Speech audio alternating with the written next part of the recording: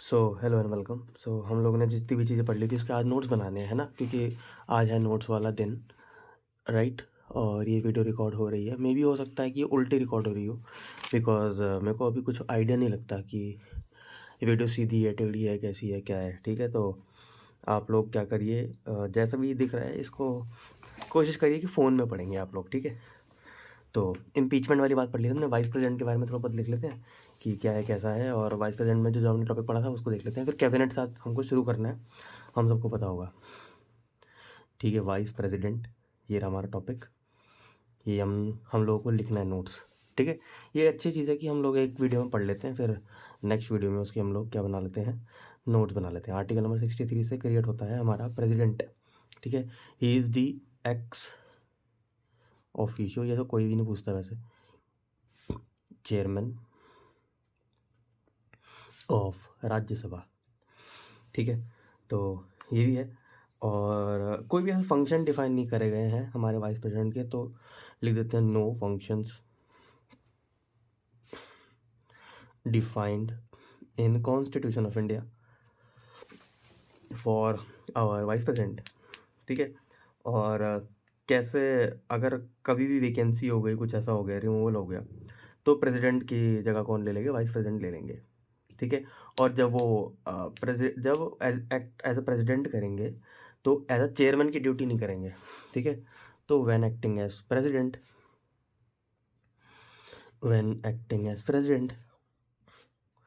Will not perform chairman duty, chairman of Rajya Sabha की duty जो होगी उसको वो नहीं करेंगे, ठीक है। तो ये है वाइस प्रेसिडेंट का इलेक्शन कैसे होता है, same proportional representation to house of parliament, POI लिखता हूँ मैं, parliament of India, plus proportional representation and single transferable vote, STV लिख दिया मैंने, proportional representation and single transferable vote और 2 हाउस। दिस इज इंपॉर्टेंट क्योंकि यहाँ पे MLA का यूज़ कुछ भी नहीं है। टर्म कितना होता है इनका, 5 ईयर्स का होता है, so that is again simple thing. और पन्ना पलट के देख लेते हैं कि कौन सा नोट बनाने हैं हम लोगों को, ठीक है। और इनको रिमूवल कैसे होगा, मेजोरिटी ऑफ द मेंबर्स, ठीक है। Remove from the office by resolution pass by majority of the members of the Rajya Sabha agree to Lok Sabha, ठीक है। तो वही रिमूवल भी ऑलमोस्ट सेम ही हो गया। President shall not be member of either of the parliament और स्टेट लेजिस्लेचर, ये भी इंपॉर्टेंट है कि not part of parliament, not part of parliament, parliament का हिस्सा नहीं होगा, यानी कि राज्यसभा का हिस्सा नहीं होगा, ठीक है। और स्टेट लेजिस्लेचर का भी हिस्सा नहीं हो सकता, वो स्टेट लेजिस्लेचर का भी हिस्सा वो नहीं हो सकता, लेजिस्लेचर, ठीक है। तो वाइस प्रेसिडेंट जो है, अगर आप देखो ध्यान से, तो वो राज्यसभा का चेयरमैन है। राज्यसभा जो है वो स्टेट को रिप्रेजेंट करता है, तो स्टेट लेजिस्लेचर कभी नहीं हो सकता, ठीक है। और ये वाला पार्ट मैंने को क्वेश्चन मार्क अभी भी लगा रखा है, मेरे को टाइम नहीं मिल पाया कि मैं इस चीज़ को देख सकूं, क्योंकि I was busy studying economics for you guys. मैं इकोनॉमिक्स पढ़ रहा हूँ आप लोगों के लिए बहुत ही अच्छे तरीके से, और उसको मैं आपको पढ़ाने वाला हूँ, तो उसमें थोड़ा टाइम चला गया। तो अभी भी क्वेश्चन मार्क, हमारा क्वेश्चन यही है कि एलिजिबिलिटी कंडीशन जो प्रेसिडेंट की इलेक्शन है वो सेम है, but the candidate must qualified for election as a member of Rajya Sabha, ठीक है। तो क्वेश्चन वही है कि राज्यसभा के इलेक्शन के लिए वो एलिजिबल होना चाहिए, except that for former the candidate, मतलब एग्जैक्टली कौन किसके लिए एलिजिबल होना चाहिए, कौन, इस पे अभी थोड़ी सी कन्फ्यूज़न है, ठीक है। बाकी काउंसिल ऑफ मिनिस्टर देख लिया हमने, to be aid and advice करेगा प्रेसिडेंट को, वो भी हमने देख लिया, ठीक है। ऑब्लिगेटरी है, आपको अपनी बात माना, बैंडिंग है, जितनी भी चीज़ें हैं वो सारी, ठीक है। और कॉन्फिडेंशियलिटी होगी प्रेसिडेंट और काउंसिल ऑफ मिनिस्टर के बीच में। और कोर्ट ऑफ लॉ में आप क्वेश्चन नहीं कर सकते, है ना, this can not B question in a court of law, जो भी बातें की गई हैं उसको आप क्वेश्चन नहीं कर सकते, ठीक है। क्योंकि वो स्मूथ वर्किंग होनी चाहिए हमारी पॉलिटी में, इसलिए प्रोविज़न डाला हुआ है, ठीक है। तो can not B question between them. मैं टॉपिक डाल ही लेता हूँ, काउंसिल ऑफ मिनिस्टर, जो भी इंपॉर्टेंट टॉपिक है वो उसमें लिख लेंगे, council of minister, council of minister, ठीक है। तो ये है। और मिनिस्टर कब तक रहता है, मिनिस्टर जो है तब तक रहता है प्लीजर ऑफ प्रेसिडेंट, प्रेसिडेंट के प्लीजर तक रहता है वो, ठीक है। तो hold the office during the this. And जो काउंसिल ऑफ मिनिस्टर होते हैं, ये तो मिनिस्टर हो गया, और council of minister is collectively responsible to legislature, collectively responsible to Lok Sabha, Lok Sabha के रिस्पॉन्सिबल होंगे, ठीक है। और कांट एक्सीड 15% ऑफ लोकसभा से 15% से ज़्यादा नहीं आ सकते आपके काउंसिल ऑफ मिनिस्टर के अंदर, ठीक है। ये भी हमने बात लिख ली यहाँ पे। और इसके अलावा और क्या क्या है देख लेते हैं एक बार। कॉन्फिडेंशियलिटी होनी चाहिए उनके बीच में, और can not B question in the court of law, ठीक है। तो प्रेसिडेंट जो हैं और जो काउंसिल ऑफ मिनिस्टर है, इनके बीच में जो कॉन्फिडेंशियलिटी होती है, confidentiality can't be question in court of law, ठीक है। कोर्ट ऑफ लॉ में इसको हम लोग क्वेश्चन नहीं कर सकते, ये वाली बात मैंने लिख ली यहाँ पे, ठीक है, अपने नोट्स में। तो आई होप थोड़ा बहुत दिख रहा होगा आप लोग को कि मैं लिख क्या रहा हूँ, राइट। तो लेट्स मूव, ये भी हमने देख लिया, ओके। और ये लोग भी कब तक रहते हैं, देखो यहाँ पे भी ये वाला पॉइंट लिखा हुआ है, प्राइम मिनिस्टर हेड करेगा, ये भी हमने देख लिया, responsible to the house and the council of minister headed by the prime minister has to be responsible to the house and would go if it does not command और lose the confidence of Lok Sabha, ठीक है। लोकसभा का confidence भी जरूरी है, minister तो रहेगा वो प्रेसिडेंट तक भी रहेगा, ठीक है, तब तक होल्ड करेगा, प्लस कॉन्फिडेंस ऑफ लोकसभा का कॉन्फिडेंस भी होगा, ठीक है। अगर आप देखो काउंसिल ऑफ मिनिस्टर में राज्यसभा का ज़्यादा जिक्र नहीं हो रहा है अभी भी ठीक है, तो थोड़ा बहुत समझ में आ रहा होगा आपको, okay. In his best judgement would be acceptable in the house, और ये भी हमने देख लिया। और फिर मैंने ये भी देखा था ना कि प्रेसिडेंट जो है अगर उसको कन्फ्यूज़न हो जाए तो वो लोकसभा से ही पूछ सकता है कि आप बता दो कि कौन प्राइम मिनिस्टर होगा, ठीक है। तो प्लीजर ऑफ द प्रेसिडेंट भी देख लिया हमने। When the minister also appointed by the president has set to be hold the office during the pleasure of the president, ठीक है। तो ये भी बात हो गई हमारी। नो कॉन्फिडेंस मोशन होना चाहिए यानी कि नो कॉन्फिडेंस मोशन पास हो गया अगर तो सब कोलैप्स कर जाएगा, तो यानी कि सबकी कलेक्टिव रिस्पॉन्सिबिलिटी है, ये भी हमने देख लिया था। मिनिस्ट्रियल रिस्पॉन्सिबिलिटी है हाईएस्ट, ठीक है। तो ये रिप्रेजेंटेटिव डेमोक्रेसी को ही दिखा रहा है एक तरह से, ओके। तो ये सब देख लेते हमने, इसके नोट्स मैंने बना लिए। देखो नोट्स बनाने में कितना टाइम लगता है, अभी आप वीडियो के ड्यूरेशन देखोगे तो 10 मिनट लगता है, तो ठीक है, एक बार में बना तो चीज़ें ना रिवाइज भी हो जाती हैं एक बार, तो पहले डिस्कशन देन रिवाइज, तो ये सही रहता है थोड़ा, ठीक है। अभी एग्जीक्यूटिव का चैप्टर ही देखो कितना बड़ा है ये चैप्टर, अब पता नहीं कब खत्म हो, क्या खत्म हो, कुछ पता नहीं, बट एक बार एग्जीक्यूटिव खत्म हो गया ना तो जो स्टेट है वो उसका एक तरह से कॉपी वर्जन ही है, क्योंकि गवर्नर होगा उसमें और जितनी भी चीज़ें होंगी वो सब कॉपी वर्जन होगा, इसके बाद थोड़ी चीज़ें आसान पड़ेंगी, ओके तो लेट्स मूव अहेड। अब हम पढ़ते हैं cabinet. The constitution speaks only of minister, it does not indicate any classification or category of minister into cabinet minister, minister of state, deputy minister, तो कोई क्लासिफिकेशन नहीं है कॉन्स्टिट्यूशन में, ठीक है। There is no classification of this कि अलग अलग मिनिस्टर होंगे, while prime minister is mention, prime minister mention है as one of the heading of the council of minister, there is no reference made to deputy prime minister. Deputy prime minister का कोई भी लेना देना नहीं, deputy मतलब second prime minister कौन होगा, तो सेकंड प्राइम मिनिस्टर का कॉन्स्टिट्यूशन में लेना देना नहीं है, तो ये आ सकता है प्रीलिम्स में कि डेप्यूटी प्राइम मिनिस्टर का है नहीं है, तो नहीं है, ठीक है, तो नहीं है। कैबिनेट वैबिनेट का भी नहीं है। इन के.एम. शर्मा वैसे देवीलाल केस ऑथ शपथ ली by Devi Lal as deputy prime minister for question as being ultra violet the constitution provide only for prime minister and minister. तो फिर कोर्ट ने क्या बोला, कोर्ट ने बोला upheld the oath as valid but said that deputy prime minister was only a descriptive term, ये एक term है जो बता ऐसे बोले and does not confer him any power of the prime minister, कोई पावर नहीं दी जाएगी प्राइम मिनिस्टर की, ठीक है। आप लोग टेम्परेरी रख सकते हो, ठीक है। तो कोर्ट कुछ बोला छोड़ो उसको, बट अभी ये बात याद रखो कि नहीं होता, बन सकती है पोस्ट वो अलग है सेरिमोनियल टाइप की, बट होता नहीं है deputy. Also the constitution mention that only council of minister and make no reference to cabinet, council of minister रखता है, नो रेफरेंस टू कैबिनेट है एक्सेप्ट इन आर्टिकल 352, कैबिनेट का कोई रेफरेंस नहीं है, एक जगह मेंशन दिखता है 352 where cabinet is defined as council consisting of minister of cabinet rank, cabinet को डिफाइन कर रखा है कि कैबिनेट रैंक के कुछ लोग होंगे, वो आर्टिकल 352 पता है आपको क्या होता है 352, अगर आप ध्यान से देखो तो नेशनल इमरजेंसी होती है जो प्रेसिडेंट लगाता है, ठीक है, by the advice of council of minister. तो 352 जो है उसके अंदर कैबिनेट मेंशन है, बट वैसे मेंशन नहीं है, जनरली मेंशन नहीं, बट एक जगह हमको दिख गया है बस। For all practical purpose it is the cabinet which take policy decision and advise the president, ठीक है, एडवाइस करता है प्रेसिडेंट को। The whole council of minister includes all category of minister, almost never meets to transact any business, ठीक है। तो last वाली line थोड़ी कंफ्यूजिंग है, मैं दोबारा पढ़ना चाहूँगा। The whole council of minister including all categories of minister almost never meets to transact any business, ठीक है। मेरे को अभी भी समझ में नहीं है तो let's ignore it, but overall idea clear हो गया कि क्या है ये, ठीक है। मैं आपको बस ये बताना चाहता हूँ कि प्रीलिम्स के लिए पढ़ते कैसे हैं, ठीक है। अब नहीं आ रही तो छोड़ो उसको, क्योंकि इतनी मोटी बुक है, देखो अगेन फिर से इतनी मोटी बुक है, कौन इसको एक एक लाइन को देखेगा। तो कैबिनेट का ये है कि मेंशन नहीं है कुछ भी, बट हाँ यूज़ होता है तो कोड भी मान लेता है, तो ऐसी ऐसी बातें हैं बस कॉन्स्टिट्यूशन में मेंशन नहीं है। कैबिनेट सेक्रेटरी, सेक्रेटरी आईएएस होता है, ठीक है। तो देखते हैं, कैबिनेट सेक्रेटरी मेंशन है, cabinet secretary is the head of the cabinet, secretary is headed by cabinet secretary. Cabinet secretariat, secretariat मतलब ऑफिस होता है वैसे तो cabinet secretariat it is headed by cabinet secretary and works under the direct charge of prime minister. तो prime minister के साथ जो है काम करते हैं cabinet secretary. The subject assign to cabinet secretariat are to provide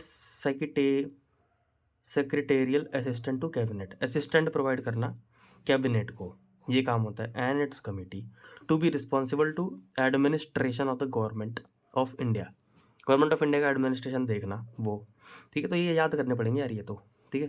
तो responsible for administration of government of India, rules and government of India, allocation of business rules, ठीक है। तो इसका ये दो कानून हैं, to be responsible for administration of दो कानून के एडमिनिस्ट्रेशन को देखना। दो कानून बहुत इंपॉर्टेंट है, government of India transaction of business rule, government of India allocation of business rule, ठीक है। तो government of India transaction of business rules और government of India allocation of business rules के एडमिनिस्ट्रेशन को देखने का काम कैबिनेट सेक्रेटरी का है, कैबिनेट सेक्रेटेरिएट का है। facilitating smooth transaction of business in ministry department of the government by ensuring adherence to these rules। और ये रूल्स एप्लीकेबल होने चाहिए, तो इसकी हिसाब से बिजनेस होगा गवर्नमेंट का। The cabinet secretariat is useful mechanism for promoting inter ministerial coordination. ये भी इंपॉर्टेंट है, इंटर मिनिस्टेरियल कोऑर्डिनेशन के लिए कौन सा जरूरी है ये, ठीक है। तो कैबिनेट सेक्रेटेरिएट में ये दो कानून इंपॉर्टेंट है, याद रखना। असिस्टेंट देना तो सिंपल सी बात है, और इंटर मिनिस्टेरियल कोऑर्डिनेशन, इसके नोट बनाएंगे हम लोग, कल बनाएंगे, ठीक है। तो जो इंटरलाइन कर रहा हूँ ना मैं, नोट जब बनाऊंगा तो सिर्फ इसी को पढ़ूंगा, बाकी पूरी बुक में इग्नोर करता हुआ चलूंगा, ठीक है। तो ये भी समझ में आ गया मेरे को। अब रूल्स ऑफ गवर्नमेंट बिजनेस ये क्या है, क्योंकि यहाँ पे अगर आप देखोगे government of India transaction of business rules और government of India allocation of business rules, तो ये बिजनेस रूल्स क्या है, गवर्नमेंट क्या कोई बिजनेस कर रही, धंधा कर रही, प्रॉफिट कर रही है, देखते हैं क्या। The rules of government business under Article 77 the Government of India allocation of business rules are made by President, ठीक है। तो ये पहली बात, तो आर्टिकल 77 के अंदर इस कानून को बनाया है प्रेसिडेंट ने, यानी कि 77 में लिखा होगा कि भाई प्रेसिडेंट जो है वो ऐसे कानून बना सकता है चलाने के लिए। तो ये भी इंपॉर्टेंट हो गया आर्टिकल, यानी कि प्रेसिडेंट ने बनाया है ये, ठीक है, समझ में आता है। फिर से पढ़ लेते हैं। Under article 77 the government of India allocation of business rule are made by president. The rules allocated items of government business to different ministry department. ये रूल क्या करता है, गवर्नमेंट एलोकेशन का काम करता है कि अलग अलग मिनिस्ट्री को कौन सा काम करना है वो, ठीक है। तो the rule allocate items of government business to different ministry. तो गवर्नमेंट का जो अलग अलग काम है, अलग अलग मिनिस्ट्री को बांटने का, तो डिस्ट्रीब्यूशन वाला काम है इसका, ठीक है।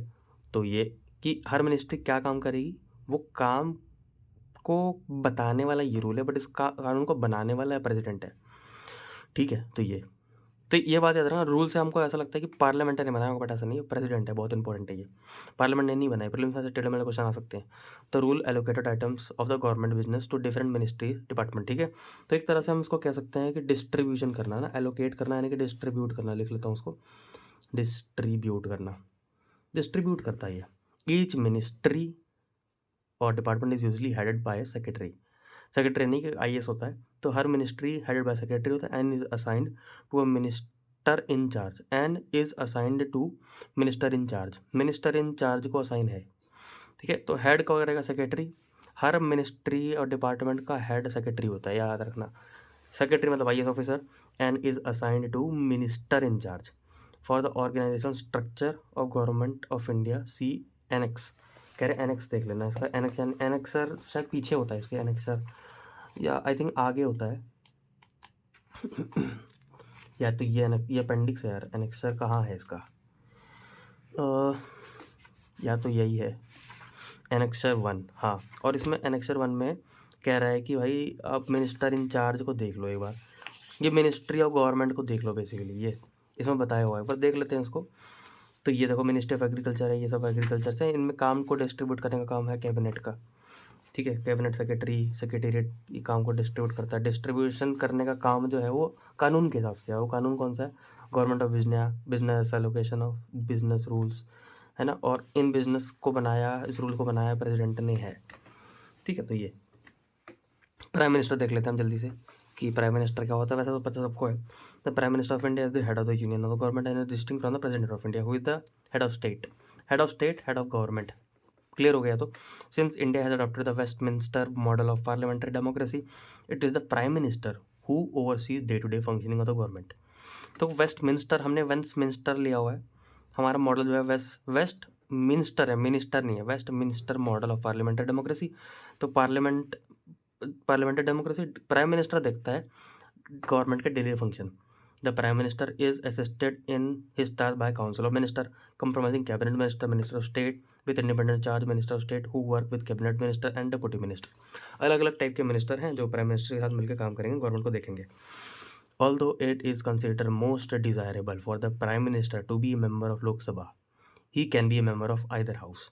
ठीक है, तो ध्यान से देख लो, दोनों हाउस से आ सकता है वो, बट यूजली लोकसभा से ही आता है, ठीक है। और मैंने ये चीज़ और पढ़ी थी कि क्या बाहर से आ सकता है, पार्लियामेंट के बाहर से आ सकता है। As prime minister he is usually but not necessarily the leader of the house in which he belongs. तो लीडर ऑफ हाउस होता है, यूजली ऐसा होता है, ठीक है, but not necessary. The prime minister is also chairman of planning commission of India. ये भी याद रखना, प्लानिंग कमीशन ऑफ इंडिया का चेयरमैन होता है ये, ठीक है। कोई सेक्रेटरी नहीं होता प्लानिंग कमीशन का, जो क्योंकि हर कमीशन के जो सेक्रेटरी होते हैं, मतलब IAS होते हैं, बट इसका प्राइम मिनिस्टर है प्लानिंग कमीशन ऑफ इंडिया का। As head of the council of minister, the prime minister oversee the work of all ministry. He preside over cabinet meetings which are normally head in the cabinet room of the prime minister's office. The union cabinet function of the principle of collective responsibility, ये भी पता है हमको क्या है। The prime minister office, इसको PMO बोलते हैं, is located in south block. The south block is one of the two secretariat block. One is called north block that flanks Rashtrapati Bhavan, the resident of the president of India. ठीक है, तो वो बताने कि कौन सा ऑफिस कहाँ पे है, तो दिल्ली में आओगे तो नॉर्थ ब्लॉक साउथ ब्लॉक दिखता है। अगेन इग्नोर दिस, ठीक है, कहीं भी काम का नहीं है, प्रीलिम्स मेंस में काम का नहीं आएगा, तो लेट्स इग्नोर इट। तो प्राइम मिनिस्टर में अभी कुछ नई इन्फॉर्मेशन नहीं मिली हमको, कुछ भी नया नहीं मिला है, बट हाँ ये तो पता चल गया दोनों हाउस से हो सकता है, तो इतना पता चल गया। The PMO provide secretarial assistant to prime minister. तो सेक्रेटेरियल असिस्टेंट चाहिए प्राइम मिनिस्टर को, तो वो PMO देता है। It is headed by principal secretary to prime minister. तो प्रिंसिपल सेक्रेटरी जो होता है वो हेड होता है, वो उस चीज़ को संभालता है। तो प्रिंसिपल सेक्रेटरी, ये नाम याद रख लेना, ठीक है, ये सब आ सकता है। Often a minister of state is assign to PMO to assist with the prime minister. Minister of state भी हो सकता है असिस्टेंट के लिए। The PMO includes anti corruption unit. PMO anti corruption unit भी है, the public wing dealing with grievances. तो anti corruption unit होता है एंड पब्लिक विंग होता है जो ग्रीवरेंस को देखता है कि कौन कौन से इश्यूज़ हैं, ठीक है। तो ये तो मेरे को भी पर्सनली पता है कि पब्लिक ग्रीवरेंस को के लिए PMO है, क्योंकि मैंने पर्सनली एक चिट्ठी लिखी थी प्राइम मिनिस्टर को बहुत साल पहले, जिसमें मैंने अपनी ग्रीवरेंस को लिखा था। PMO होता है पता है मेरे को, बट एंटी करप्शन भी होता है, ये भी याद रख लेना, ठीक है। तो ये बात है। The subject matter of the file required to be submitted to the Prime Minister depends on whether he is holding direct charge of the ministry or whether there is a cabinet minister or minister of state independent charge in charge of ministry. In the case of the letter, अभी एक minute रुको, मैं थोड़ा confuse हो गया था, मैं दोबारा पढ़ता हूँ। Subject matter of file required to be submitted to prime minister. कौन कौन सी फाइलें सबमिट करनी है प्राइम मिनिस्टर को, depends on whether he is holding direct charge of the ministry. Depend करता है, उस चीज़ पर डिपेंड करता है कि क्या वो डायरेक्टली मिनिस्ट्री का चार्ज कर रहा है, और whether there is a cabinet minister और minister of state independent charge in charge of the ministry. तो कौन सी फाइल कौन सी देनी है इसको, सब्जेक्ट मैटर, वो डिपेंड करता है कि प्राइम मिनिस्टर कौन से को डायरेक्टली कंट्रोल कर रहा है या डायरेक्टली उसका चार्ज उसको मिला हुआ है। इन केस ऑफ लेटर यानी कि पहले वाला cabinet minister, most matters are deal by the cabinet minister, minister of state independent charge, minister of state in charge. तो बेसिकली कौन सी फाइल किसके पास जाएगी उसके बारे में डिस्कस हो रहा है। तो आई डोंट थिंक कुछ भी इंपॉर्टेंट है इसमें प्रीलिम्स मेंस का। Only important policy issues which minister concern feel should be submitted to Prime Minister for order और information are received in PMO। Important चीज़ आती हैं, ठीक है, हटाओ। In case where the prime minister is the minister in charge, all matter requiring ministerial approval not delegate to minister of state और deputy minister. अगर prime minister ही minister in charge है, इन चार्ज यानी कि जो action में है, तो मिनिस्टर अप्रूवल है ना, and all matter require ministerial approval not delegate to minister of state. यानी कि अगर प्राइम मिनिस्टर ही डायरेक्टली इन चार्ज है तो वही देख लेगा, नीचे वाले नहीं देखेंगे। If any are submitted for orders, the prime minister has traditionally been the minister in charge of department of space. तो किस किस में एक्शन में होता है, मिनिस्टर इन चार्ज में होता है डिपार्टमेंट ऑफ स्पेस में, एटॉमिक एनर्जी में, ministry of personnel public grievance and pension इसमें, ठीक है। तो पेंशन से रिलेटेड भी प्राइम मिनिस्टर डायरेक्ट, तो यानी कि अगर फाइल प्राइम मिनिस्टर के पास जा रही है तो ऐसा नहीं कि नीचे ही जाएगी, क्योंकि वो मिनिस्टर इन चार्ज है, साफ साफ लिखा हुआ है ना, नॉट डेलीगेट होता है। तो नॉट डेलीगेट होता है, यहाँ पे भी लिखा हुआ है, ठीक है। तो फिर से पढ़ लो, in cases where the prime minister is minister in charge, all matter requiring ministerial approval not delegate to minister if they are submitted for orders. तो नीचे नहीं जाती अप्रूवल्स वगैरह के लिए, सीधा प्राइम मिनिस्टर के पास ही आती है सीधा। यानी कि मिनिस्टर इंचार्ज किसके होते हैं, एटॉमिक के होंगे, साफ सी पता है, एटॉमिक के होंगे, स्पेस के भी होंगे, ठीक है। बट पेंशन और पब्लिक ग्रीवेंस और ministry of personnel public grievance and pension, ये वाला इंपॉर्टेंट है, तो इसके भी डायरेक्टली होते हैं। तो डायरेक्टली फाइल इनके पास जाएगी, नीचे नहीं जाएगी फाइल, ये बैठ तो ऐसे ही रट्टा मार लो, उसका ज़्यादा सोचने की जरूरत नहीं है। Since the prime minister is chairman of the planning commission, relevant files are forwarded to PM for his comments and clearance. Some of the important matters that require Prime Minister personal attention including the following. Personal attention चाहिए होता है, तो कौन कौन से matters में चाहिए वो लिखा हुआ है यहाँ पे। बट ये है कि PMO के पास जा सकती है फाइल, यानी कि प्राइम मिनिस्टर PMO के पास भी दे सकते हैं, क्योंकि PMO में क्या है, प्रिंसिपल सेक्रेटरी है, मिनिस्टर ऑफ स्टेट है, जो उनको असिस्ट करेगा, ठीक है। तो कौन सा matter, important defence related issue, decoration both civil and defence where president approval is required, ठीक है। जहाँ पे प्रेसिडेंट का है तो वहाँ पे प्राइम मिनिस्टर के पास जाएगा। All important policy issue, proposal of appointment of Indian heads of mission abroad and request for grant agreement of foreign heads of mission posted to India, तो फॉरेन पॉलिसीज़ को लेके और कैबिनेट सेक्रेटरी को लेके, all appointment of the state administrative tribunals, central tribunals, UPSC, elected commission, statutory constitution, इन सब का basically appointment वो सब भी PM के पास जाएगा ही जाएगा।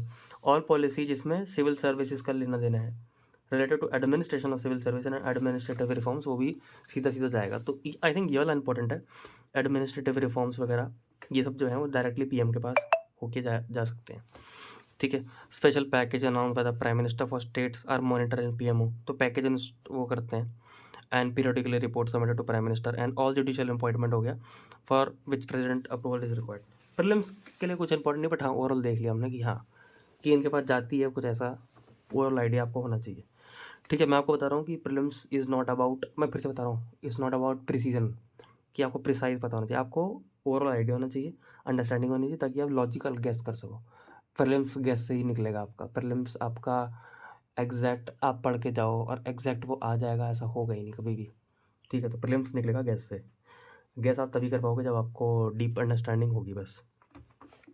Duty has been specifically cast on prime minister to keep the president informed, president को इन्फॉर्म रखना है, बात बताते रहने of all decision related to administration legislation, judicial का कुछ नहीं देना देना, to furnish such information in this matter as the president may call for and to place before the council of ministers if so desired by the president any matters on which a decision might have been taken by minister. तो सारी information देने का काम prime minister का है, ठीक है। कहता है कोई भी मिनिस्टर काम कर रहा हो तो वो पूछेगा किससे, प्राइम मिनिस्टर से ही पूछा जाएगा कि भाई क्या काम चल रहा है, कैसा काम चल रहा है, कब तक ख़त्म हो जाएगा, ये सब कुछ, ठीक है। In a parliamentary system of government the prime minister occupies a unique position as the most powerful function, ठीक है। तो सबसे पावरफुल फंक्शन है प्राइम मिनिस्टर का, who controls both parliament and the executive. अच्छा, एग्जीक्यूटिव को भी कंट्रोल करता है, पार्लियामेंट को भी कंट्रोल करता है। Increasingly parliamentary government has come to be regarded as prime ministerial government, prime ministerial government भी बोलते हैं, क्योंकि प्राइम मिनिस्टर का ही सबसे ज़्यादा कंट्रोल दबदबा ये देखने को मिलता है हमको। As the head of council of minister the prime minister is the head of government also he is the leader of his party or an of a coalition of parties in parliament and usually leader of the popular house. तो leader of the popular house, leader of the party, ये सब भी है. In the ultimate analysis, however, much depends on the personality of the prime minister and the level of acceptance and support he commands from the nation, his party or alliance of the parliament. But president prime minister पे खुद भी depend करता है कि कैसा उसका role होगा. The Prime Minister enjoys large power of patronage. All Prime Minister are appointed at his recommendation. All Minister appoint होते हैं इसके recommendation and stand dismiss at his demand. ठीक है, dismiss भी कर सकते हैं उसकी डिमांड पे. ठीक है, क्योंकि प्रेसिडेंट की प्लेजर तभी तो आएगी, मतलब प्राइम मिनिस्टर के साथ बात करके ही एक तरह से आएगी. ठीक है. The prime minister allots work among the minister. Allot करता है, काम देता है मिनिस्टर को, मैनेजर की तरह. कंपनी में मैनेजर जो होता है काम देता है, तो वैसे prime minister allots work amongst minister. Also he can change their portfolio at will. The prime minister is the channel of communication between council of minister and the president. ठीक है, ये तो कॉमन है, समझ में आ जाता है. Question relating to the relationship between prime minister and the president and between prime minister and other minister have been subject matter of controversy right from the comments of the constitution. तो relationship क्या है prime minister का president का और prime minister का दूसरे ministers के साथ, वो कंट्रोवर्सी है. ये मेंस वाला टॉपिक आ गया. ठीक है, क्योंकि रिलेशनशिप प्रॉपरली डिफाइन नहीं है. The perceptions of Sardar Patel as a home minister and Nehru as prime minister varied widely. तो नेहरू पीएम थे और वो क्या थे, होम मिनिस्टर थे. तो similarly there were fundamentals difference between the first president Rajendra Prasad and the first prime minister. तो इनका भी मानना अलग अलग था कि अलग अलग रिस्पॉन्सिबिलिटी होती है. Despite the amendments and judicial clarification of the president being only a constitutional head, difference were reported between this. Moreover, recently relation of the holder of the two house have been mature हो गए हैं. Occupants of the prime minister वो ये हैं. ठीक है, तो ये लोग रहे हैं हमारे प्राइम मिनिस्टर्स. तो इग्नोर इट. स्टेट एग्जीक्यूटिव पे चलते हैं कि स्टेट के लेवल पे क्या काम होता है. अब देखो, एग्जीक्यूटिव पढ़ रहे तो स्टेट को भी पढ़ दिया. यूनियन खत्म हो चुका है अपना, यानी कि हम प्रीलिम्स के यूनियन वाले क्वेश्चन करने के लिए क्या रेडी हैं. आई डोंट थिंक, क्योंकि ये हमारे पास 3 बुक्स हैं. ठीक है, क्योंकि ये बुक बहुत बड़ी है, क्योंकि ओवरऑल अंडरस्टैंडिंग मिलेगी, थोड़ा कंपैरिजन होगा, चीज़ें तब आगे बढ़ेंगी, तब थोड़ा सा ज़्यादा मज़ा आएगा. ठीक है, तो अभी हम ऐसा नहीं करेंगे कि वाली बुक को ख़त्म करने से पहले ही दूसरी बुक उठा लिया, वहाँ से पढ़ने लग गए. ठीक है, तो that is a very bad approach, क्योंकि नेक्स्ट बुक को करने में और जल्दी होगा, फिर नेक्स्ट बुक करेंगे तो और जल्दी होगा. शुरुआत की चीज़ें बहुत धीरे धीरे होती हैं. ठीक है, पेज नंबर 96 पे हैं. कोशिश करते हैं 100 पन्ना आज करें, 100 पन्ने तक चल पाएँ. 97 पे हैं हम लोग. State executive. The constitution of India contains not only the constitution of the union but also constitution of the state with special provision of some individual state. It may be said that there are several state constitution within the Constitution of India. Generally speaking, provision of the state follow union pattern. Union का ही pattern use होगा, state में भी same. The parliamentary system of government with a constitutional head and the ministerial responsibility to the popular house of the legislature holds equally good at the state level. The real executive power is exercised by the ministers. वही council of minister जैसा होता है. The satisfaction of governor mean the satisfaction of the council of minister. Same बात है, council of minister वहाँ पे भी होगी, यहाँ पे भी होगी, स्टेट पे भी होगी, यूनियन पे भी होगी, है ना. वहाँ का प्रेसिडेंट यहाँ का गवर्नर होगा. The state of Jammu Kashmir which is an integral part of India is the only one have separate state constitution of its own. उसका अलग कॉन्स्टिट्यूशन है. ठीक है, बट अभी जब मैं वीडियो बना रहा हूँ तो नहीं है. ठीक है, अभी तो हटा दो उसको, ये भी हटा दो. However, several other states enjoy special status and have certain special provision applicable to only each one of them. अलग अलग है, जैसे कि state of Maharashtra and Gujarat. तो इसका अलग है, नागालैंड का अलग है, असम का अलग है, कुछ कुछ प्रोविजन अलग है. बट अभी के लिए इसको भी हटा दो, हम ओवरऑल आइडिया देख रहे हैं. ठीक है, वो देखते हैं. गवर्नर के लिए, गवर्नर को भी क्रिएट किया जाएगा according to article 153. There shall be governor. 153 में लिखा है गवर्नर होगा. The same person may sometimes be appointed as governor of 2 or more state. ये भी इंपॉर्टेंट है, 2 और मोर स्टेट का भी हो सकता है. The governor is appointed by the president. ये भी सिंपल है, क्योंकि मैंने आपको बताया हाई फंक्शनरीज का अपॉइंटमेंट जो है प्रेसिडेंट करता है, जैसे कि सुप्रीम कोर्ट, हाई कोर्ट के जजेस. और हमारे सिंपल ये गवर्नर का भी अपॉइंटमेंट कौन करता है, प्रेसिडेंट करता है. और प्रेसिडेंट किसको अपॉइंट करता है, प्रो स्पीकर प्रो टेम को करता है, और deputy chairman of the Rajya Sabha को भी करता है. ठीक है, तो ये हमने देखा था. और क्या करता है, नॉमिनेट कर लिया. कैग को भी वो अपॉइंट करता है, कैग जो होता है ना, उसको भी करता है. स्पीकर प्रो टेम एक्टिंग ये. ठीक है, बीच बीच में ऐसे रिवाइज कर लेंगे तो बढ़िया रहता है. तो गवर्नर का अपॉइंटमेंट प्रेसिडेंट करता है. The prescribed term of the governor 5 साल है, but he can hold office at the pleasure of the president. 5 साल है officially, but pleasure of the president वैसे ऑफिशियली 5 साल है, ये भी याद रखना। तो कॉमन सी चीज़ें हम पढ़ते जा रहे हैं, but pleasure of the president आ गया। The pleasure of president is not justiciable, ठीक है, जस्टिफाई नहीं कर सकते प्लीजर की, कब तक प्लीजर आ रहा है, इसको कब तक खुशी लग रही है। The governor has no security of tenure, कोई सिक्योरिटी नहीं, he can be remove by president at any time, कभी भी रिमूव कर सकते हैं pleasure of the president. No person can be appointed as governor unless citizen of India होना चाहिए, 35 का ईयर होना चाहिए। Also the governor can not be a member of parliament, member of parliament नहीं होना चाहिए, इनके पार्लियामेंट का हिस्सा नहीं होना चाहिए, और any of the state legislature, ठीक है। प्रेसिडेंट के केस में क्या ऐसा है, या वहाँ पे भी ऐसा ही है, क्योंकि ऑफिस ऑफ प्रॉफिट बताया ना हमने, ऑफिस ऑफ प्रॉफिट नहीं होना चाहिए। तो बेसिकली किसी पार्टी वार्टी से नहीं आना चाहिए, मतलब ऐसे यूजुअली बोला जाता है कि पार्टी से आएगा तो वो ऐसा पर्सन है जो विदाउट पार्टी वाला पर्सन है, वो तो एक तरह से कॉन्स्टिट्यूशनल हेड है, हेड ऑफ द स्टेट है, तो इसीलिए बोला जाता है कि वो पार्टी से ना आए तो ये अच्छा है। इसलिए do not hold the office of profit, यहाँ पे भी ऐसा बोला हुआ है कि मेंबर ऑफ पार्लियामेंट से नहीं आना चाहिए और स्टेट लेजिस्लेचर नहीं आना चाहिए। If any member is appointed as the governor, his seat in legislature shall be deemed to have been vacated on the date of assuming the charge of governor's office, और office of profit बता दिया मैंने आपको, उसकी seat भी चली जाएगी ऐसा।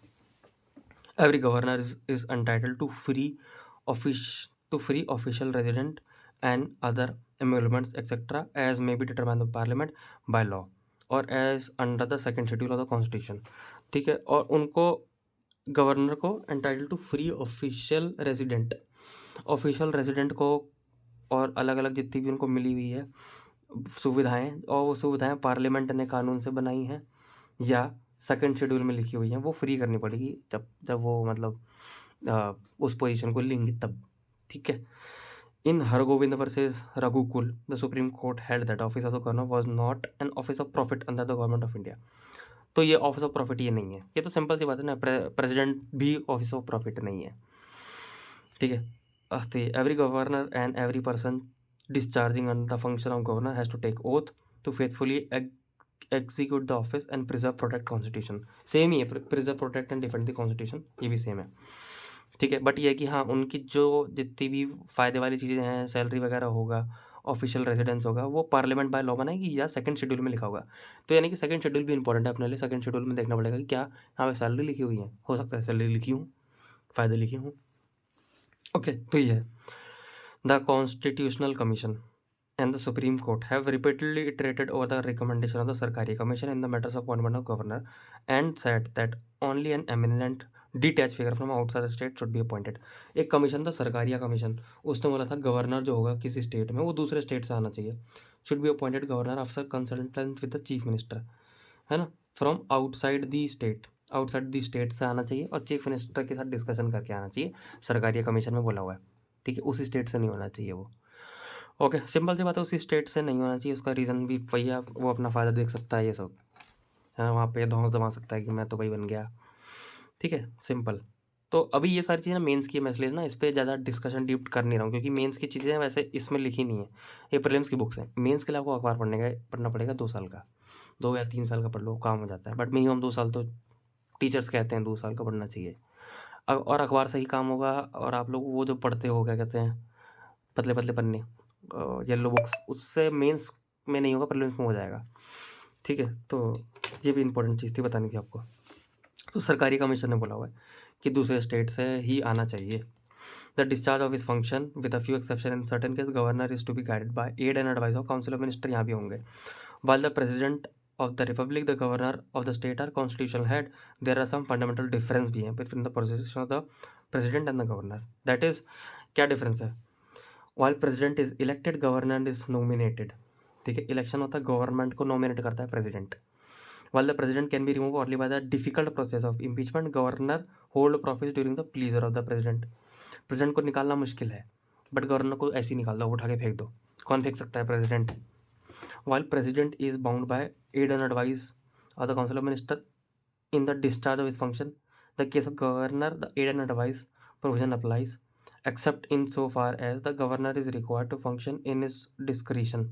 गवर्नर अपना डिस्क्रिशन दिखा सकता है, बट प्रेसिडेंट के केस में एड एंड एडवाइस जो है वो उसको डिस्चार्ज करनी पड़ेगी, ठीक है। तो while the president is bound by bound by advice of council of minister and discharge of his function. The case of governor, the aid and advice provision applies except in as so far the governor is required to function in his discretion. ठीक है, अपने description में वो काम कर सकता है, तो ये भी इंपॉर्टेंट है। इसको आर्टिकल 163 में और अच्छे से डिफाइन किया हुआ है, तो 163 अपने लिए इंपॉर्टेंट हो गया। ठीक है, जो थोड़ा सा ऐसा कंट्रोवर्शियल से आर्टिकल होते हैं वो मेंस में इंपॉर्टेंट हो जाते हैं, तो मेंस के लिए अगेन इंपॉर्टेंट हो गया ये। ठीक है, बाद में इसके नोट्स वगैरह बनाएंगे तो देख लेंगे। The 42nd Amendment has amended Article 74 to provide that the President shall act according with the advice. Such an amendment, however, was not made corresponding with Article 163 applicable to Governor. तो governor पे applicable नहीं है ये, जो article 163 में हुआ। तो 42nd ने ना 74 को चेंज करके बोल दिया कि बाउंड है प्रेसिडेंट, बट गवर्नर बाउंड नहीं है, गवर्नर अपनी मर्जी चला सकता है। ठीक है, it has been held that generally governor can not act except in according with the advice of the minister. ठीक है, ऐसा बोला जाता है कि जनरली वो अपने हिसाब से चल सकता है। There are certain areas where the governor may have to use his own wisdom and discretion, that is in appointment of a new chief minister in a situation जहाँ पे कोई नई पार्टी नहीं है, dismissing a ministry where it refuse to resign even after losing majority of the support. ये भी हमने पढ़ा था प्रेसिडेंट के केस में कि कोई मिनिस्ट्री को हटाना हो तो।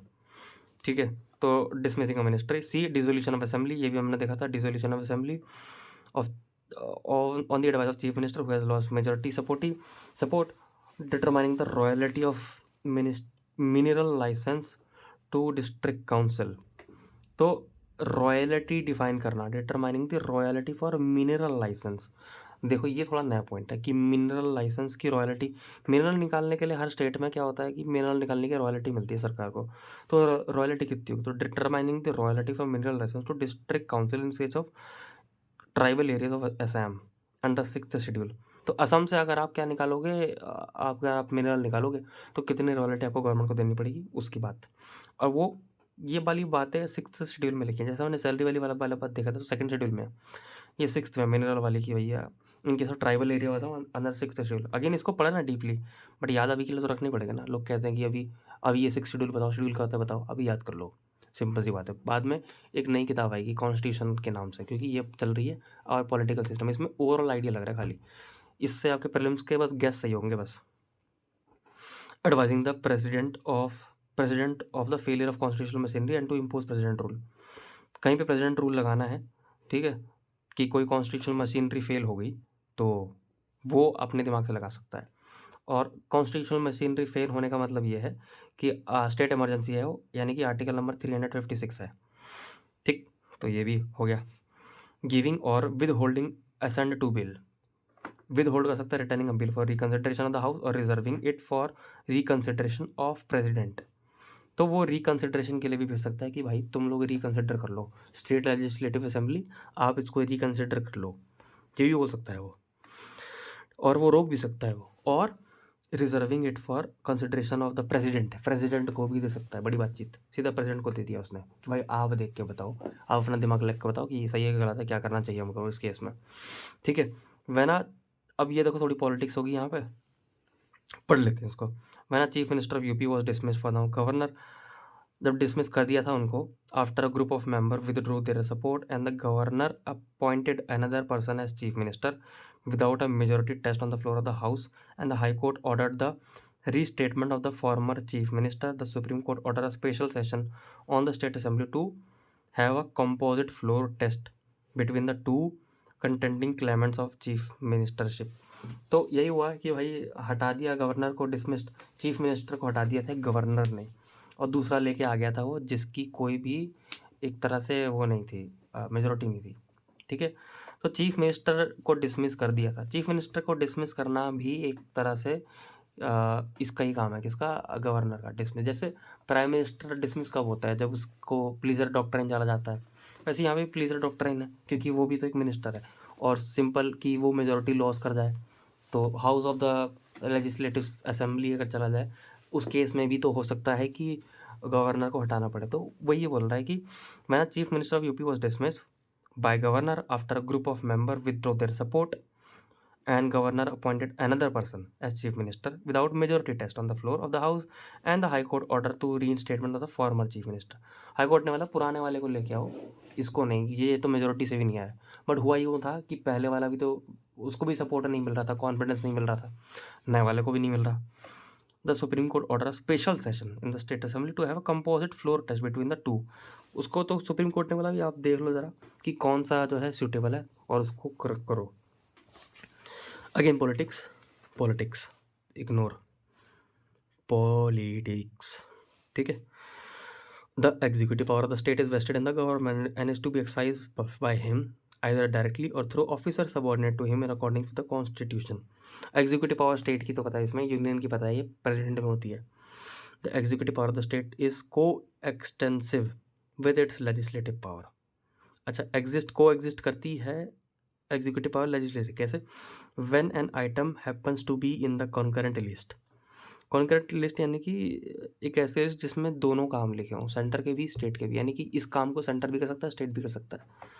The executive power of the state will be subject to the power conferred on the union by the constitution और द लॉज।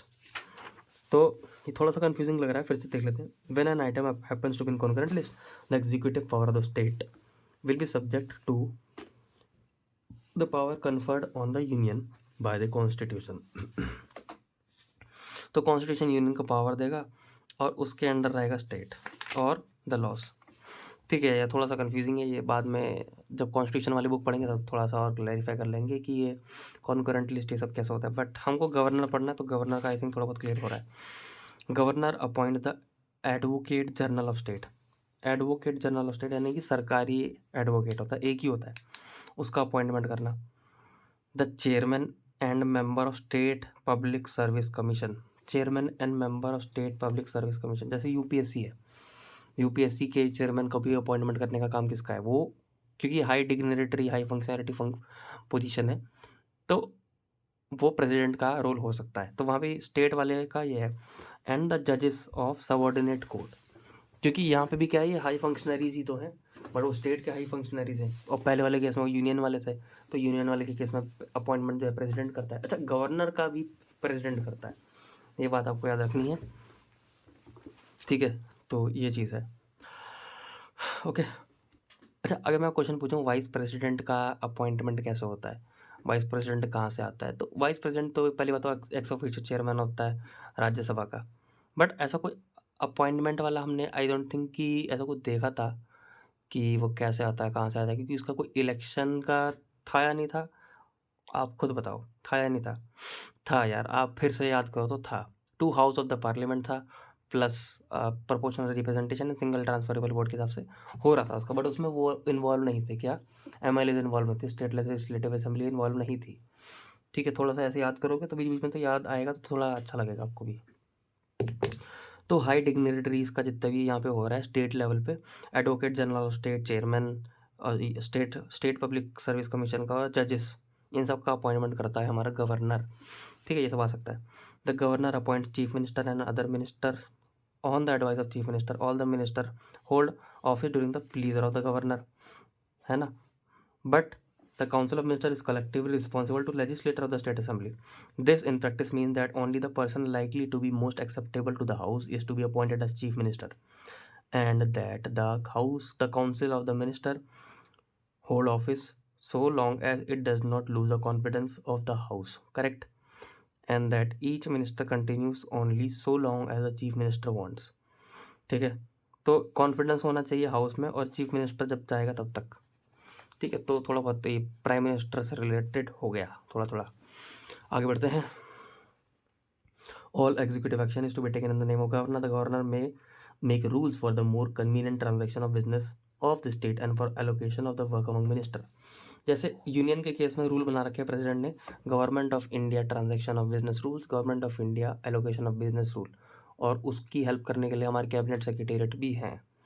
वैसे ही यहाँ पे स्टेट के लिए जो है कन्वीनियंस के लिए, एलोकेशन ऑफ द वर्क के लिए गवर्नर रूल बना सकता है, हर स्टेट का अलग होगा। A decision of the council of minister does not become operative as government order unless expressed in governor's names and duly authenticated in accordance with the rules made by the governor. Governor के rule के हिसाब से ही चलेंगी चीज़ें, ठीक है। The constitution 91st amendment act 2003 inserted the following new clause in article 164। कुछ नया ऐड किया गया 164 में, देखते हैं क्या। The total number of minister including the chief minister of the council in the state shall not exceed 15% हो गया ये भी state legislative assembly, provided that the number of minister including the chief minister shell not be less than 12, ठीक है, 12 से कम नहीं होने चाहिए लिखा हुआ है, ठीक है। तो number of minister including chief minister यानी कि जो काउंसिल ऑफ मिनिस्टर है वो shall not be less than 12, तो काउंसिल ऑफ मिनिस्टर जो है shall not be less than equal to 12, ये भी है, ठीक है, 12 से कम नहीं होना चाहिए, तो 15% से ज़्यादा नहीं, 12 से कम नहीं।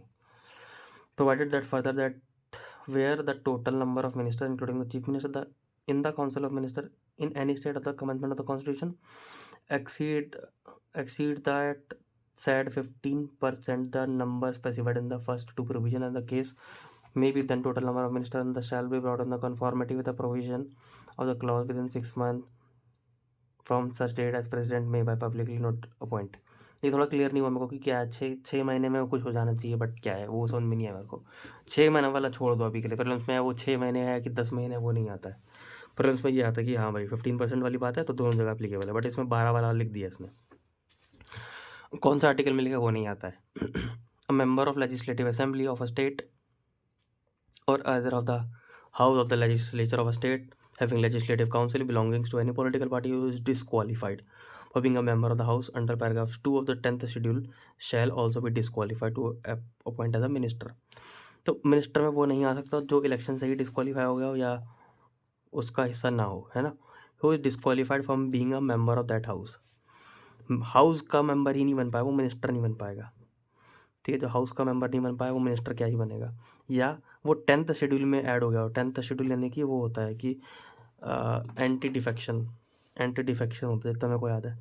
एंटी डिफेक्शन यानी कि पार्टी दल बदलू करते हैं, तो वैसे लोग, तो दल बदलू लोग नहीं हो सकते, ठीक है। और अपने ये जो डिस्क्वालीफाई हो गए मेंबर ऑफ द हाउस बनने के लिए वो अपॉइंट नहीं होंगे minister. Duration of the period commencement of the date of his disqualification till the date on which the term of his office as such member would expire on which he contest any election of the legislative assembly, blah blah blah blah blah. ये थोड़ा constitution language ना थोड़ी सी difficult होती है, तो वैसे इसकी अलग बुक है हम पढ़ेंगे, बट ओवरऑल आइडिया तो थोड़ा बहुत लग रहा होगा कि कैसे काम करती हैं चीज़ें, ठीक है। तो बस ये 15% वाला 12% वाला याद रख लो, और हाँ डिस्क्वालीफाई हो गया और 10th शेड्यूल में आ गया तो मिनिस्टर नहीं बन सकता, कुछ ऐसा, ठीक है। अभी यूनियन मिनिस्टर बनने के लिए क्या करना पड़ेगा, वहाँ पे भी यही है, डिस्क्वालीफाई हो गया अगर 10th शेड्यूल में आ गया तो आइडियली होना तो यही चाहिए कि उसमें भी नहीं रखना चाहिए। तो ये एक लॉजिकल गेस है, अगर हमने वहाँ पे नहीं भी पढ़ा तो हाँ मतलब आइडियली तो यही होना चाहिए कि कोई डिस्क्वालीफाई करने वाला बंदा है तो स्टेट में भी नहीं है जब, तो सेंटर में क्यों ही होगा, ठीक है, ऐसा होना चाहिए। तो यही अब इस टाइप के क्वेश्चन प्रीलिम्स में आ सकते हैं, okay. Under article this and this, the governor may nominate to the legislative council of the state where it exists 1/6 member from among person of special knowledge। जैसे राज्यसभा में होता है ना, वो राज्यसभा के मेंबर को प्रेसिडेंट लेके आता है, तो 1/6 मेंबर लेजिस्लेटिव काउंसिल के अंदर जो राज्यसभा की तरह होती है, स्पेशल आर्ट लिटरेचर इन सब से, कॉर्पोरेटिव मूवमेंट सोशल सर्विस यहाँ से आ सकता है, art literature science social service, इसमें कोऑपरेटिव मूवमेंट भी है, वहाँ पे कोऑपरेटिव मूवमेंट नहीं था, cooperative movement. He may also nominate the legislative assembly Anglo Indians, ठीक है, ये भी हमने देख लिया था, ठीक है। एंग्लो इंडियंस को भी मैंने डाल दिया, वो लेजिस्लेटिव असेंबली में डालना था, वहाँ पे लोकसभा में डालना था। Under article the government is a part of legislature of the state, part है, और वहाँ पे प्रेसिडेंट भी पार्ट है, ठीक है, ये कॉमन हो गया। ही समन prorogues the two houses of the legislature in case of bicameral legislature and can dissolve the legislative assembly of the state, dissolve कर सकता है, correct. he address the member of legislature and may send a message, ये भी है। without government assent no bill can become law even it is being passed by two houses, ये भी clear है। after a bill is passed by the legislative assembly and the legislative council if any, if it is presented to the governor presumably with the advice of the council of minister for his assent bill has passed, the governor may assent दे सकता है, withhold कर सकता है, hold भी कर सकता है, यानी कि होल्ड कर सकता है, कोई इसमें टाइम लिमिट भी नहीं है। Reserve the bill for the consultation of the president के लिए भी कर सकता है असेंट वगैरह देना, तो ठीक है। Except in case of money bill, money bill क्या होगा, जो मनी बिल होगा ना, मनी बिल का इंट्रोडक्शन करने का काम ही प्रेसिडेंट का है ना। वो except in case of a money bill, return to the bill for reconsideration with his message as soon as possible. ठीक है, there is a fifth possibility which is often not mentioned, which is the returning the bill to the government seeking certain clarification or information in regard to the bill and in effect suggesting reconsideration to advice earlier given by the Council of Minister for ascending the bill. If a bill is returned by the governor to legislature with a message, it will be considered accordingly, and if passed again with or without amendment, it will be ascended to, except when the bill is returned to the government or reserved for the consideration of the president. The governor may be said to be acting only on the advice of the council of minister. तो council of minister के advice पे तभी चलता है वो, तब मतलब उसको प्रेसिडेंट को अगर भेजा गया है तो भी काउंसिल ऑफ मिनिस्टर ने ही बोला होगा कि तुम भेज दो प्रेसिडेंट को. In either of the four option, in any case the exercise of governor power in this regard can not B question in a court of law. तो क्वेश्चन नहीं कर सकते आप गवर्नर को कोर्ट ऑफ लॉ के अंदर. ठीक है, तो सिंपल सी बात है, प्रेसिडेंट को भी नहीं कर सकते ऐसे तो, है ना. प्रेसिडेंट की जितनी भी बातें हैं, कॉन्फिडेंशियलिटी वाली बातें हैं, वो नहीं कर सकते आप. अंडर आर्टिकल 123 द गवर्नर में प्रोम्यूगेट ऑर्डिनेंस. तो ऑर्डिनेंस का हमने पढ़ा था during period both house of the house where the two houses of the legislature are not in session. This corresponding article 123 में भी प्रेसिडेंट को मिली हुई है. The ordinance have the same force effect, same होगा, है ना. And assent of the governor also they are subject to the same restriction as law pass by the legislature. Thus governor is barred from promulgating an ordinance without instruction from the president. ठीक है, तो इसलिए instruction चाहिए. Baird इसलिए रोक रखा है, governor is रोका गया from promulgating an ordinance without instruction from president. तो प्रेसिडेंट इंस्ट्रक्शन देगा तो ही आप क्या करोगे, प्रोमुलगेट करोगे एक ऑर्डिनेंस. अभी ये वर्ड बार बार आ रहा है, प्रोमुलगेटिंग एन ऑर्डिनेंस. प्रोमुलगेटिंग मतलब पास करना ही होता होगा, कुछ ऐसा होता होगा. ठीक है, प्रीलिम्स में ऐसे ही क्वेश्चन आएगा, प्रोमुलगेटिंग क्या होता है, ये प्रोमुलगेटिंग ऑर्डिनेंस. ठीक है, if a bill containing the same provision would have required president prior sanction for introduction, if a bill containing the same provision would have been reserved for the governor for the reconsideration of the president, or if a state act containing the same provision would be having invalid without president assent. ठीक है, तो governor को रोका हुआ है president, मतलब president उसको approval देगा तो ही होगा काम. किस केस में, तीन केस में, यानी कि तीन केस में वो अपने हिसाब से काम नहीं कर सकता. तीन केस में प्रेसिडेंट का उसको अप्रूवल दे सकता है कि आप प्रोमुलगेट कर दो ऑर्डिनेंस. पहला, अगर एक बिल है जिसमें the bill containing the same provision would have required president prior sanction for introduction. Same provision है जिसमें if a bill containing the same provision would have been reserved by governor for consideration of the president, जिसमें president के consideration के लिए रखा होगा. और if a state act containing the same provision would have been invalid without president assent. और किसी act में अगर ऐसे लिखा हो कि प्रेसिडेंट का एसेंट चाहिए, यानी कि एक तरह से गवर्नर के पास अनलिमिटेड ऑर्डिनेंस पावर नहीं है. साफ सीधी बात ये है, कुछ कंडीशन में नहीं दे सकते, प्रेसिडेंट का अप्रूवल चाहिए, बस इतना है. देखो कौन सी कंडीशन छोड़ो, कंडीशन नहीं पूछेगा वो. ठीक है, every ordinance promulgated by the governor has to be laid down before state legislative assembly before the house. ठीक है, and shall cease to operate expiry of 6 weeks from the reassembly of the legislature.